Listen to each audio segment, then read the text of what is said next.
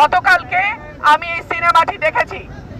এই সিনেমাটি চমৎকার একটা সিনেমা, ব্রাহ্মণবাড়িয়াতে একটা সিনেমা, যেটা একেবারেই পরিবারের সকলকে নিয়ে দেখবার মতন একটি সিনেমা। বনলতা এক্সপ্রেস তার প্রদর্শনী বন্ধ করে দিয়েছে। গতকালকে আমি এই সিনেমাটি দেখেছি। এই সিনেমাটি চমৎকার একটা সিনেমা, যেটা পরিবারের শিশু, কিশোর, বৃদ্ধ সকলেই একসঙ্গে বসে দেখতে পারে। সেই সিনেমাটি কেন বন্ধ করে দেয়া হলো? আমি যদি প্রশ্ন করি, যেই রাষ্ট্র 6 বছরের শিশুকে ধর্ষণ আর বলাৎকার থেকে রক্ষা করতে পারে না, যেই রাষ্ট্র 70 বছরের বৃদ্ধাকে ধর্ষণের হাত থেকে রক্ষা করতে পারে না, যেই রাষ্ট্রে প্রতিদিন 2 জনের উপরে মানুষ খুন হয়, যেই রাষ্ট্রে দুর্নীতি, দুঃশাসন, টাকা পাচার, ব্যাংক লুট, ঘুষ, কোন রকম কোন অন্যায় বন্ধ করতে পারে নাই, সেই রাষ্ট্র কেন সিনেমা বন্ধের মদত দেয়?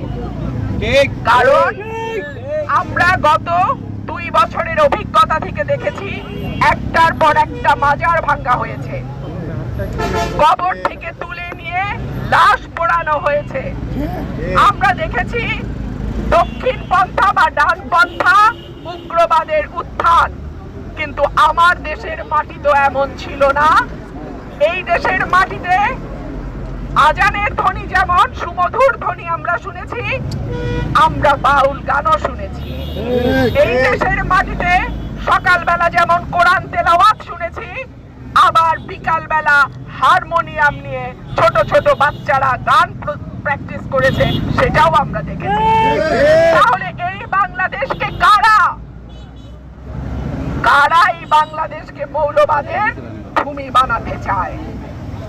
এই প্রশ্ন আজকে আপনাদের মাধ্যমে আমি রেখে যাচ্ছি, এবং এই রাষ্ট্রের কাছে আমার দাবি থাকবে, যেই রাষ্ট্র কোনো অপরাধ বন্ধ করতে পারে নাই, যেই রাষ্ট্র ছোট ছোট শিশুদেরকে বলাৎকার আর ধর্ষণের হাত থেকে বাঁচাতে পারে নাই, সেই রাষ্ট্র আজকে কি করে বাংলাদেশকে, যেখানে সব রকম সাংস্কৃতিক কর্মকাণ্ড ধর্মের পাশাপাশি চলেছে, সেটাকে বন্ধ করে বাংলাদেশকে, পরের প্রজন্মকে অন্ধকারের দিকে নিয়ে যাওয়ার মদত দিচ্ছে?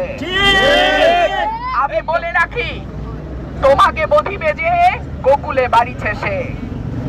যাদেরকে আপনারা আজকে আশ্রয় প্রশ্রয় দিচ্ছেন, আপনাদের মদদে যারা আজকে গান বাজনা সাংস্কৃতিক কর্মকাণ্ড সব কিছুর উপরে শক্তভাবে প্রতিরোধ করে তোলার সাহস পাচ্ছে, একদিন তাদের হাতেই কিন্তু আপনারা পরাজিত হবেন।